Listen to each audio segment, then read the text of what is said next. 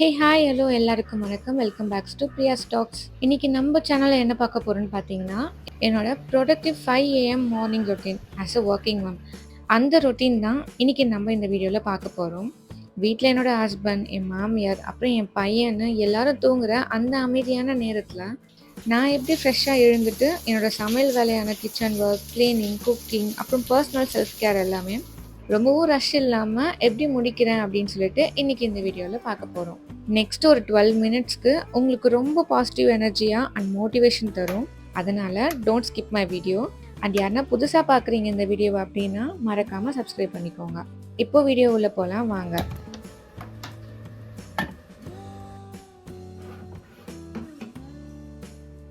டெய்லியுமே ஒரு 5 o'clock கிட்டே எழுந்துடுவேன்.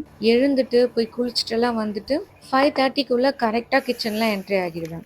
அந்த டைமில் வீடு ரொம்ப சைலண்ட்டாக இருக்கும்போது கிடைக்கிற நிம்மதியே தனி தான்.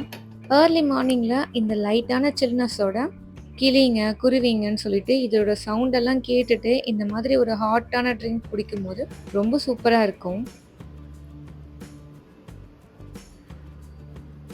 டெய்லியும் எம்டி ஸ்டொமக்கில் நான் லைட்டாக வார்ம் வாட்டரில் ஜீரா ஆட் பண்ணிவிட்டு ஜீரா வாட்டர் குடிப்பேன். ஒரு 15 மினிட்ஸ்க்கு மொட்டை மாடியிலே கொஞ்ச நேரம் உட்காந்துட்டு அந்த சில்னஸில் அப்படியே லைட்டாக காற்று வாங்கிட்டு உட்காந்துருப்பேன். அந்த ஏர்லி மார்னிங்கில் கிடைக்கிற அந்த ஃப்ரெஷ் ஏரை இன்ஹேல் பண்ணும்போது ரொம்ப நல்லாயிருக்கும். மோஸ்ட்லி அந்த எக்ஸசைஸ் பண்ணுறவங்க தான் அந்த ஏர்லி மார்னிங்கில் போய் உட்காந்துருப்பாங்க. நீங்களும் ட்ரை பண்ணி பாருங்கள், ரொம்ப நல்லாயிருக்கும் அந்த நாளே.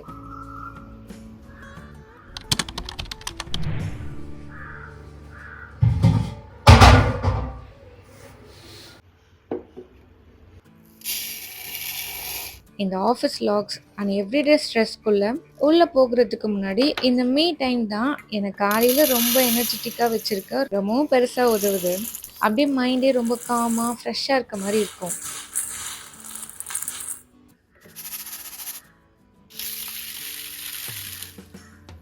தென் இப்போ ஒரு 6 o'clock போல் ஆகுது. சரியாக 6 o'clock கிச்சன் வேலை ஸ்டார்ட் ஆகிடும். என்னோட மெனு பிளானிங் ரூல்ஸ் படி நம்ம முன்னாடியே பார்த்த மாதிரி வீக்லி மீல் ப்ரிப்பேர் சரியாக சண்டே பண்ணி வச்சுட்டதால காலையில் டென்ஷன் இல்லாமல் இருக்குது. இன்றைக்கி லஞ்ச் என்ன செய்ய போகிறேன்னு பார்த்தீங்கன்னா, பச்சை பருப்பு, பாசிப்பருப்பு, கொஞ்சமாக துவரம் பருப்புன்னு ஆட் பண்ணி முருங்கைக்காய் கத்திரிக்காய் போட்டு சாம்பார் வச்சுட்டு அதுக்கு பொரியலாக சேப்பக்கிழங்கு பொரியல் தான் பண்ணியிருக்கேன்.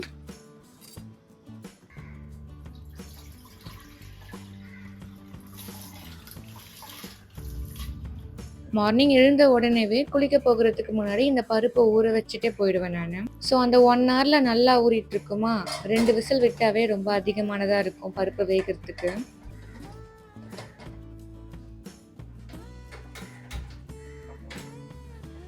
ஒரு பக்கம் சாதம் வேகும் போது இன்னொரு பக்கமும் இந்த சாம்பாரும் பொரியலும் வேலை முடிச்சிட்டோன்னா ஈஸியாக இருக்கும் இல்லையா? ஒரே நேரத்தில் எல்லாத்தையும் பண்ணுற மாதிரி இருந்தாலுமே பட் வேலை சீக்கிரமாக முடிஞ்சிடும் அப்படின்றது தான் என் மைண்ட் செட்டு.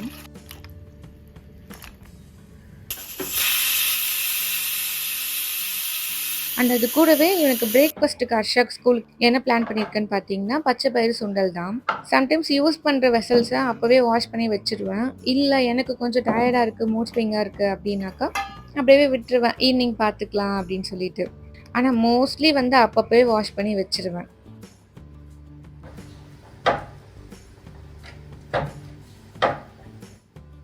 எஸ்டர்டே நைட்டோட டின்னருக்கு நாங்கள் எல்லாருமே சப்பாத்தி தான் சாப்பிட்டோம். ஸோ அந்த மாவு கொஞ்சமாக இருந்தது, எனக்கு சப்பாத்தி மாவு போட்டுக்கிட்டேன். அண்ட் அது கூடவே ஒரு எக்கும் ஆட் பண்ணி ஆம்லெட் மாதிரி அது மேலே ஆட் பண்ணி போட்டுக்கிட்டேன். இது இப்போவே செஞ்சு வச்சா தான் கொஞ்சம் நேரம் கழித்து சாப்பிட முடியும்.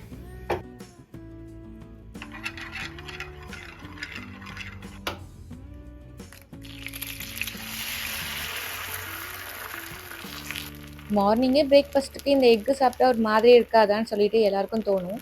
சாரி, எல்லாருக்கும் இல்லை, சில பேருக்கு தோணும். ஏன்னா என்ன மாதிரி மார்னிங்கே எக்கு சாப்பிட்றவங்க நிறைய பேர் இருப்பீங்க. நான் ஈவன் பிரியாணி கொடுத்தீங்கன்னா கூட காலையிலே அவ்வளோ நல்லா உட்காந்து சாப்பிடுவேன். நான் நிறைய வீடியோஸில் சொல்லியிருப்பேன். ஏன்னா ரைஸ் 3 வேளை கொடுத்தாலுமே எனக்கு அவ்வளோ பிடிக்கும். நான் அந்தளவுக்கு சாப்பிடுவேன். நான் 3 வேளை கொடுத்தாலுமே அப்படியே ரொம்ப சந்தோஷமாக சாப்பிடுவேன். எனக்கு ரைஸ்னால் அவ்வளோ பிடிக்கும். எனக்கு இந்த டிஃபன் ஐட்டம்ஸ் தான் சுத்தமாக பிடிக்காது. சப்பாத்தி கூட சாப்பிடுவேன், இந்த இட்லி தோசை இதெல்லாம் சுத்தமாக பிடிக்காது, அவாய்ட் பண்ணுவேன் நான். இந்த ஸ்டீமர் நான் பிஜிஎன்லேருந்து ஆர்டர் பண்ணியிருந்தேன்.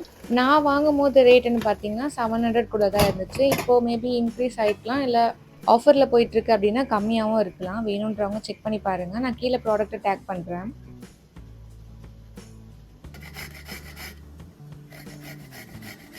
எப்பவுமே இந்த மாதிரி பச்சை பயிறு போட்டு முருங்கைக்காய் சாம்பார் வைக்கும்போது லாஸ்ட்டாக வந்து ஒரு 5 to 7 மினிட்ஸ் அளவுக்கு முருங்கைக்கீரை ஆட் பண்ணுறத வழக்கமாக வச்சுருப்பேன்.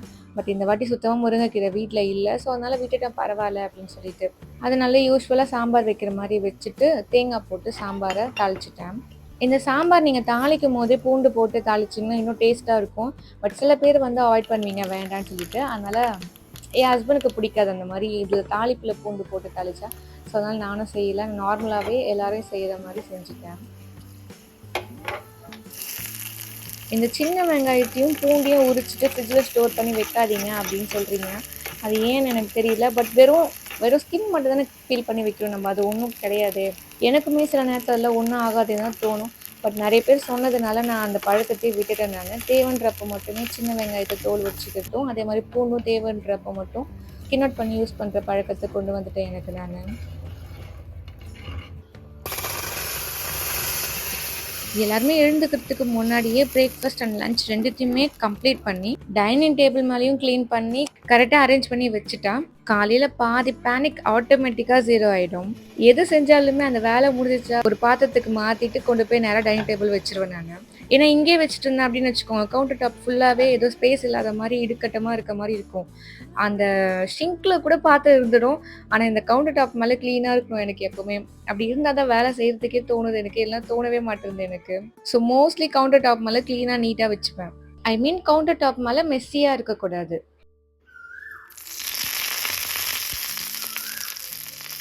இப்போ நான் டெய்லியும் ஃபாலோ பண்ணுற ஒரு 5 விஷயத்த உங்களுக்கு ஷேர் பண்ணுறேன். அது உங்களுக்கு ரொம்ப யூஸ்ஃபுல்லாக இருக்கும். ஃபர்ஸ்ட், நைட்டு மறுநாளைக்கு என்ன ட்ரெஸ் வியர் பண்ணோம் அப்படின்றத அண்ட் கிச்சன் லிஸ்ட்டையும் ஃபிக்ஸ் பண்ணி லாக் பண்ணி வச்சுருவேன். தென் செகண்ட் ஒன் என்னென்னு பார்த்தீங்கன்னா 5 மணிக்கு அலாரம் வச்சுட்டு அதை அகெயின் ஸ்னூஸ் பண்ணாமல் ஸ்ட்ரைட்டாக பெட்டை விட்டு எழுந்துடுவேன். தேர்ட் ஒன் வந்து என்னென்னு பார்த்தீங்கன்னா மார்னிங் எழுந்த உடனே முடிஞ்ச அளவுக்கு மொபைலை அவாய்ட் பண்ணுவேன். ஏன்னா மொபைல் பார்க்க ஆரம்பிச்சிட்டேன்னா தொடர்ந்து படிச்சுட்டே இருப்போம் இல்லையா பெட்டில். ஸோ அதனால் மொபைலை அவாய்ட் பண்ண ட்ரை பண்ணுவேன். பட் இருந்தாலுமே நான் ஒரு யூடியூபர் அப்படின்றதுனால எனக்கு எவ்வளோ வியூஸ் வந்திருக்கு, ஒரு நாளைக்கு என்னென்ன எவ்வளோ ஏர்ன் பண்ணியிருக்கேன் அப்படின்ற விஷயத்த நான் டெய்லியுமே பார்ப்பேன். அதை மட்டும் பார்த்துட்டு எழுந்துருவேன் நான். அதுக்கு மேலே ஒரு செகண்ட் கூட மொபைல் யூஸ் பண்ண மாட்டேன். சார்ஜில் போட்டு நான் பாட்டுன்னு என் வேலையை பார்க்க யூஸ்வலாக நான் என்னென்ன வேலை பார்ப்பனோ அதுக்கு போயிடுவேன். தென் ஃபோர்த்து ஒன் வந்து என்னென்னு பார்த்தீங்கன்னா கிச்சன் மல்டி டாஸ்கிங் டூல்ஸை சரியாக யூஸ் பண்ணுறது. தென் ஃபிஃப்த்து ஒன் வந்து சமையல் நடக்கும்போதே பேரலாக வெசல்ஸும் வாஷ் பண்ணிவிட்டு கிச்சன் கவுண்டரை க்ளீனாக வச்சுக்கிறது. இவ்வளோ தான். இது கரெக்டாக ஃபாலோ பண்ணிங்களாவே டெய்லியும் உங்களுக்கு ஈஸியாக இருக்கும் வேலை. நான் சமையல் முடித்த உடனே இவங்க அதுக்குள்ளே எழுந்துட்டுருப்பாங்க. ஸோ அர்ஷக்கு பிரேக்ஃபாஸ்ட் ஃபீட் பண்ணிவிட்டு அவனை குளிப்பாட்டி ரெடி பண்ணிவிட்டு லஞ்சும் நார்மலாக பேக் பண்ணி வச்சுருவேன் டிஃபன் முடிஞ்ச உடனே. ஸோ அவனுக்கு தேவையான எல்லாமே ரெடியாக வச்சுட்ருப்பேன். முன்னெல்லாம் டெய்லியும் அவனை கூடவே கூட்டிகிட்டு போய் விட்டுட்டு வருவேன். இப்போலாம் வந்து அவங்க அப்பா கூடவே விட்டுடுறேன், நீங்களே கொண்டு போய் விட்டுருங்க அப்படின்னு சொல்லிட்டு. இப்போ இவன் ஸ்கூலுக்கு கிளப்பி விட்ட உடனே அப்படியே நிம்மதியாக இருக்கலாம் அப்படின்னு நினச்சா இருக்க முடியாது. பிகாஸ் வீட்டை வந்து க்ளீன் பண்ணணும், வாஷிங் மிஷினில் துணி போடணும், இந்த மாதிரி வேலை எல்லாமே டக்குன்னு முடிச்சிருவேன்.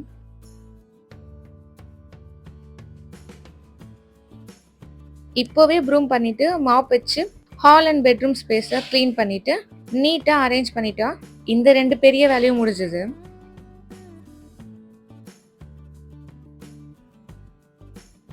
அண்ட் அதே மாதிரி கிளாத்தையும் வாஷிங் மிஷினில் போட்டு காய வச்சுடுவேன். ஸோ இந்த வேலை எல்லாமே ரொம்ப குயிக்காக ஒரு 9 o'clock இந்த வேலை ஃபுல்லாக முடிச்சிடுவேன் நான். அதுக்குள்ளே கரெக்டாக இவங்களும் ஒரு 9 o'clock மேலே கிளம்பிடுவாங்க ஸ்கூலுக்கு. இவங்க 2 பேரையும் வழி அனுப்பி வச்சுட்டு தான் என்னோடய வேலையை எல்லாமே பார்ப்பேன் நான். மோஸ்ட்லி ஹர்ஷா அவங்க அப்பாவோடவே சேர்ந்து குளிச்சுட்டு வந்துடுவான். அவனுக்கு ப்ரஷ் பண்ணுறது, ஹீட்டர் போடுறது, இது எல்லாமே நான் தான் பார்ப்பேன். இப்போ கொஞ்ச நேரம் இவங்க எல்லாரையும் வீட்டிலேருந்து அனுப்பி விட்டதுக்கு அப்புறமா போய் கிச்சன் ஃபுல்லாக க்ளீன் பண்ணுறது, கவுண்டர் டாப் க்ளீன் பண்ணுறது, ஸ்டவ் க்ளீன் பண்ணுறதுன்னு சொல்லிட்டு மாப்பிங் பண்ணுறதுன்னு இந்த எல்லா வேலையுமே குயிக்காக முடிச்சுட்டு நான் ஸ்டார்டிங்லேயே சொன்னேன் இல்லையா எனக்கு பிரேக்ஃபாஸ்ட் ரெடி பண்ணி வச்சுருக்கேன்னு சொல்லிட்டு அதை இதுக்கப்புறம் தான் பொறுமையாக உட்காந்து ரிலாக்ஸாக டிவி பார்த்துட்டே சாப்பிடுவேன். ஒரு 8:45 வரைக்குமே இந்த வேலையிலே இருப்பேன். இன்னமும் டைம் இருந்தாலுமே கொஞ்ச நேரம் உட்காந்து நல்லா ரிலாக்ஸ் பண்ணுவேன். எழுந்துட்டு இவ்வளோ நேரம் வேலை செஞ்சேன் அந்த இதுவும் குறைக்கிறதுக்காக கொஞ்ச நேரம் உட்காருவேன் நான். கரெக்டாக ஒரு 8:45 ஆகுற வரைக்கும் தான் இதெல்லாமே பண்ணுவேன். 8:45 ஆயிடுச்சு அப்படின்னாவே ஆஃபீஸ் ப்ரிப்பரேஷன் எல்லாமே சரியா முடிச்சுடுவேன். என்ன ஒரு விஷயம் அப்டின்னா, அந்த 5 நிமிஷத்துக்கு முன்னாடிலாம் லாகின் பண்ண மாட்டேன். கரெக்ட்டா டைம் என்னவோ அந்த டைம்க்கு தான் லாகின் பண்ணுவேன். ஸோ சரியா 8:45க்குள்ள என்னோட tiffin processing and office preparations எல்லாமே சரியா முடிச்சுட்டு 5 ஏஎம்ல இருந்து 8:45 ஏஎம் வரைக்கும் உள்ள இந்த சரியான டைம் மேனேஜ்மெண்ட் தான் என்ன நார்மலா என்னோட ஆஃபீஸ் லாகின்ஸ்குள்ள ஆக்டிவா இருக்கிறதுக்காக ஹெல்ப்ஃபுல்லா இருக்கு. ஏன்னா ஹவுஸ் ஹோல்ட் ஒர்க்ஸ முடிச்சுட்டாவே ரொம்ப பெரிய தலைவலி முடிச்ச மாரி இல்லையா? அதுக்காக நான் சொல்றேன். எனக்கு பிரேக் டைம்ல சாப்பிடுறதுக்குன்னு சொல்லிட்டு ஆப்பிள் கட் பண்ணி ரெடியா வச்சுப்பேன். அண்ட் அதோட லஞ்ச் தான். சம்டைம்ஸ் லஞ்சுக்கு வந்து அப்போன்னு போய் எக் வாங்கிட்டு வந்து ஆம்லெட் போடுறதும் உண்டு. இல்லைனா மார்னிங்கே வாங்கி வச்சுட்டு இருந்தேன் அப்படின்னா, காலையிலலாம் போட்டு வைக்க மாட்டேன். ஏன்னா ரொம்ப நல்லா இருக்காது இல்லையா? காலையிலேயே போட்டு வச்சுட்டா எக்கு. அதனால மதியானம் சாப்பிடுற நேரத்துக்கு போட்டுப்பேன் நானு. பட் பொடி மாஸ் மாரி பண்ணி வச்சுடுவேன். இந்த சாட்டிஸ்ஃபையிங் 5 ஏஎம் மார்னிங் ரொட்டீன் உங்களுக்கு யூஸ்ஃபுல்லாவும், மோட்டிவேஷனாவும் இருந்திருந்தா, மறக்காம எனக்கு கமெண்ட்ல ஷேர் பண்ணுங்க. உங்க வீட்லயும் மார்னிங் ரொட்டீன் எப்படி இருக்கு? உங்களோட மார்னிங் வேக்கப் ஷெட்யூல் என்னன்னு சொல்லுங்க. நானும் தெரிஞ்சுக்கிறேன். And I also revealed my top 5 morning productive hacks that will really helps to busy moms. உங்களுக்கு இந்த வீடியோ பிடிச்சிருந்தா கண்டிப்பாக மறக்காமல் லைக் போட்டுருங்க அண்ட் சப்ஸ்கிரைபும் பண்ணிடுங்க. உங்களை இதே மாதிரியான ஒரு சோலோவான லாங் வீடியோவோட சண்டே மீட் பண்ணுறேன். அண்ட் அவ்வளோதான். இதோட நம்ம டெய்லி போகிற மினி vlogல பார்க்கலாம். பாய்.